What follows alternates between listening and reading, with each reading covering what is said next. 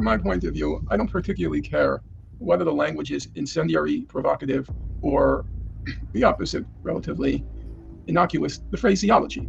I'm concerned about the principles that are at stake.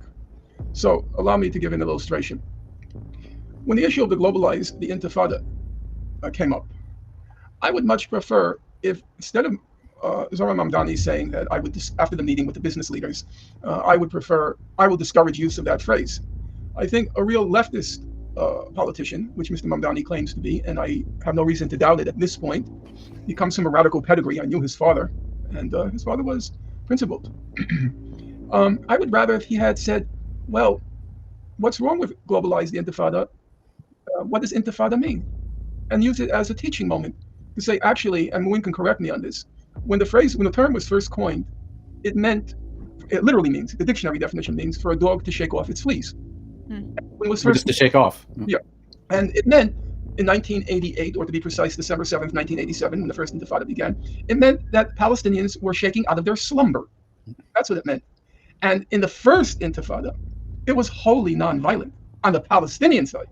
On the Israeli side, it was Defense Minister Rabin, who eventually won the Nobel Prize, who launched what was called back then the Force, Might, and Beatings. Break their bones. Now, I was just going to get to that because, Brianna, you're too young to know. Moin lived there then. He was the director of the main human rights organization. I was a researcher, not the director. Yeah. His name is, it was Al-Haq. And so he knows, if you went into a city then, you saw a lot of children with casts. Their bones were broken.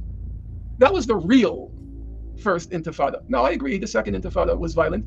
I don't think it's remembered how it became violent. It became violent when the first week, the prime minister of Israel then was Ehud Barak. And he gave the order. The second Intifada began just like the first Intifada. It was nonviolent. He gave the order to violently repress it, to, so to speak, nip it in the bud. 1 million bullets in the first few days. Within 3 to 4 days of the second Intifada, the Israeli army acknowledged having fired 1 million bullets.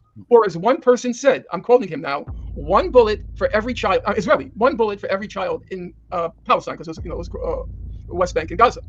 So had he used that controversy as a teaching moment, then I feel he's fulfilling the function of a leftist.